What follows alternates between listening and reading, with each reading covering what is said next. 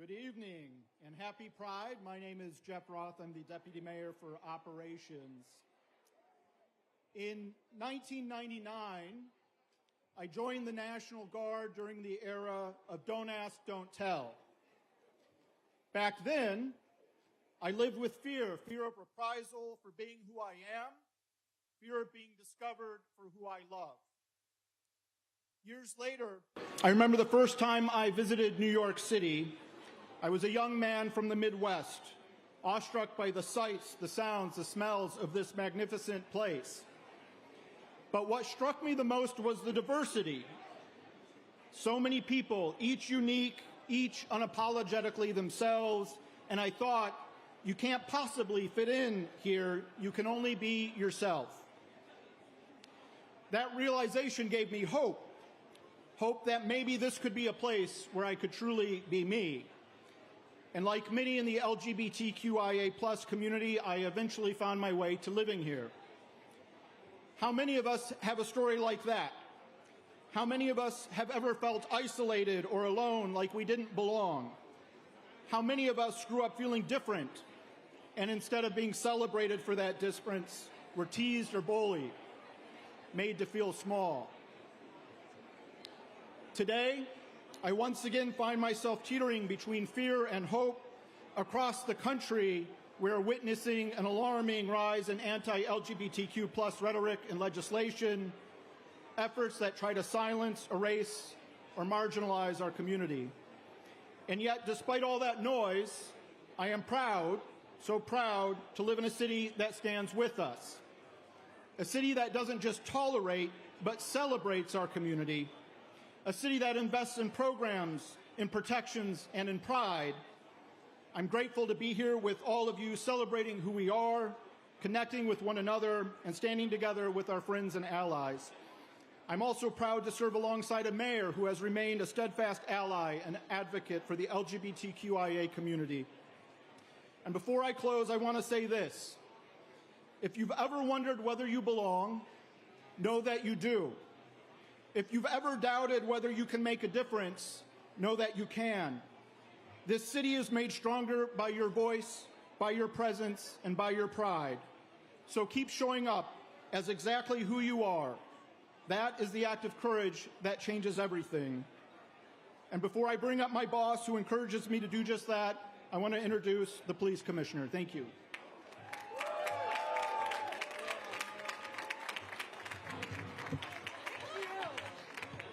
Hello, everyone. Thank you all so much for being here. Thank you, of course, to our public safety mayor, Mayor Adams, for hosting tonight's reception and for his unwavering commitment to New York that is safe, strong, and inclusive for everyone. This month is about joy, but it's also about resolve. Because even as protections that once felt guaranteed are being challenged and rolled back across the country, here in New York City, we hold the line. We defend the right to live openly, to love freely, and to be exactly who you are without fear. Yes, we can clap for that. And the NYPD is proud to stand with this community, proud to protect the rights of people to gather, to celebrate, and to thrive, and proud to have LGBTQ+ members in our ranks, people who serve this city openly and represent the very best of it. And we are seeing progress. Hate crimes against LGBTQ+ New Yorkers are down 50% in the first half of this year. That is meaningful. That is momentum. And it is a reminder that when we stand together, united and unapologetic, we move forward. For me, the commitment is personal. 2 years ago, while I was sanitation commissioner, I helped launch the first ever LGBTQ+ benevolent society there, the Pride of Sanitation.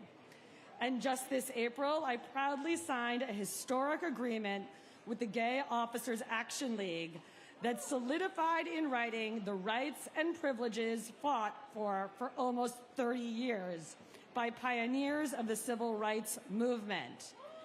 I also want to take a moment to address the NYPD's commitment to providing security later this month at the Pride Parade to ensure that all New Yorkers can march safely and enjoy the day.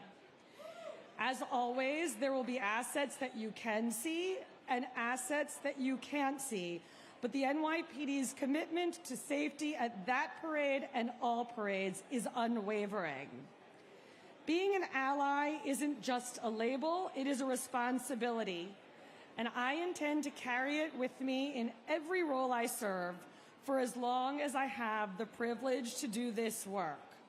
Now, it is my great pleasure and honor to introduce a real ally, the Mayor of the City of New York, the Honorable Eric Adams.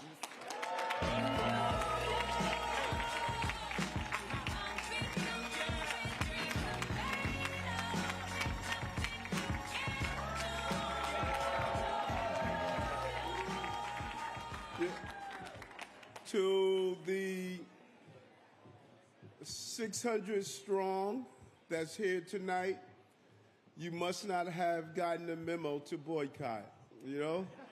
It was good to see you and good to see you all here. This community, we have gone so far back. I'm not new to you, I'm true to you. The experiences we have had together, not only during my days as Brooklyn Borough President, but when I became state senator and now the mayor of the city of New York.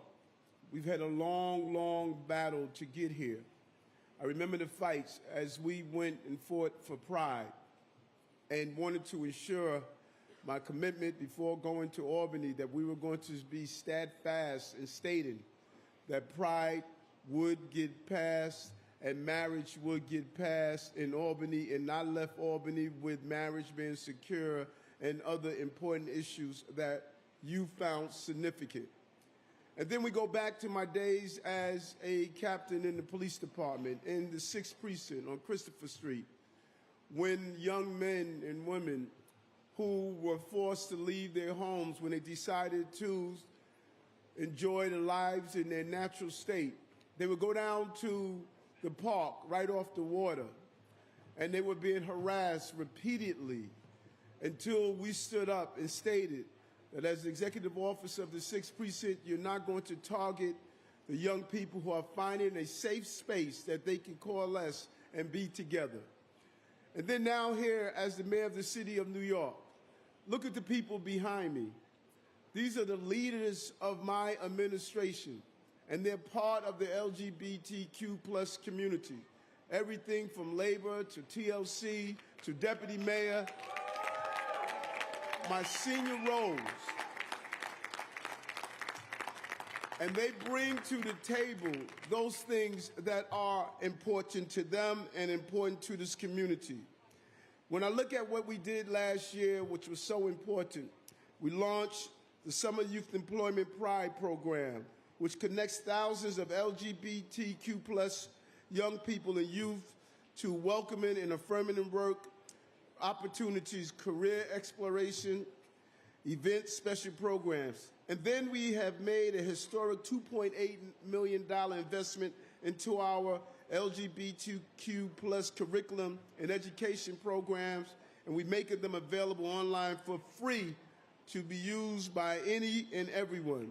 And public safety, that's very important. And public safety, as the commissioner has stated, we have not allowed our hate crime units to downgrade crimes. You come in, you report it, we investigate it, and we acknowledge the way it is, because the only way you can end the problem is to be honest and forthright on that problem. That's what we have identified repeatedly. And New York City continues to make real progress in ending the HIV epidemic. And we are proud of our successful campaign to protect New Yorkers from mpox. And we're proud to embrace the community inclusivity within our laws, policies, and services in the ranks of our city government. From running a high-profile ad campaign when Florida decided to make your community attempt not to acknowledge themselves, we went to Florida and did a major campaign that said, just don't say gay law. We would not stand for. We said, say gay if you're gay and be proud of it. And what about that victory on Staten Island? Talking about getting it done. Refused to allow you to march in the St. Patrick's Day parade on Staten Island. And what did we do? We created our own parade. And finally, they relented, and you were able to march and show your Irish pride as members of the gay community and able to march. And our groundbreaking executive order for transgender, thank you. This is Tito's, by the way.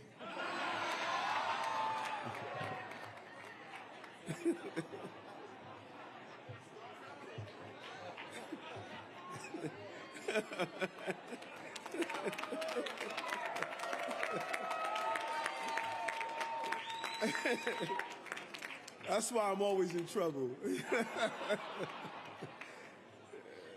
And so, to our groundbreaking appointment.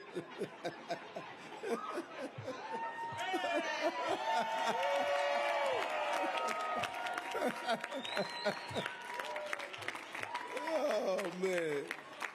Between Commissioner Tisch and Camille, my chief of staff, they say, you know.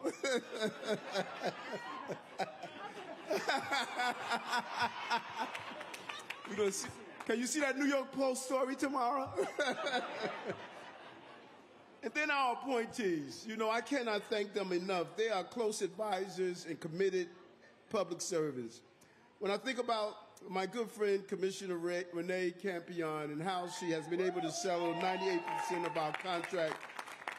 David Doe over at New York City Taxi and Limousine, Housing Development Corporation, Eric Enderling, Brooklyn Navy Yard President Lindsey Green, New York City Health and Hospital CEO who was sitting down with me when I was running for office, Mitch Katz.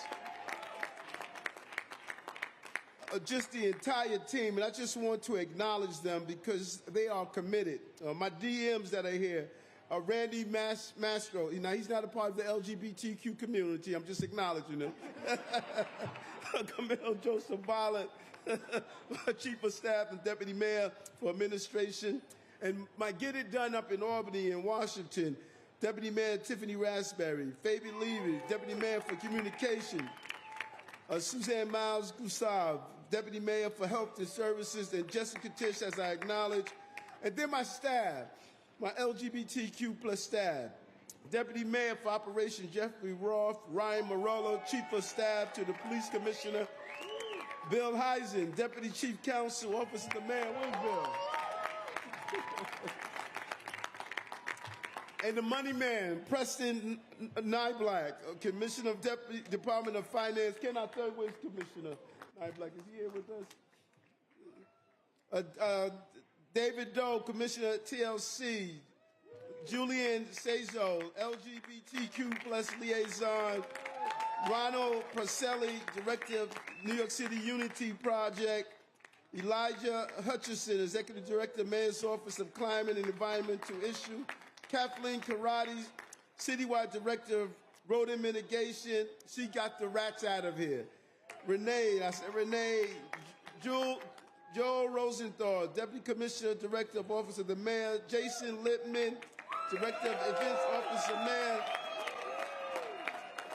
Zachary Nosenchuk, Deputy Press Secretary. And Michael Nolan, Chief Strategy Officer, Street Policy. Let me end with this and why my commitment is so deep on this issue. Growing up, I had a good friend who lived his entire life afraid to come out and express himself. The pressure got so hard for him and so difficult. And on 2 occasions, he tried to take his life. And it just really invoked how serious this is. And many people don't realize what many of you have gone through, the challenges, not only from the outside world, but even from some of your family members. And you had to stay strong, and you fought hard. When I think about the Tom Dwaynes of the universe who was up in the state senate and constantly lifted people up. That's why this work is not only professional, but it's personal. That we have to make sure that we never go back. And so when you see some of these legislative ideas and policies that are taking place across the country and across the globe that want to push you backwards, we have to be forceful and fortify ourselves to say we're never going back to the state of being depressed, uncertain, afraid to identify ourselves. So I come in the spirit of Harvey Milk, a fighter in San Francisco that his life was taken away by a hateful thought. That's the spirit that we must come in. Never again should we force anyone to allow us not to be who we are. Express yourselves and be who you are. And don't give a damn if no one can accept it but you. Congratulations to Pride. Keep being prideful.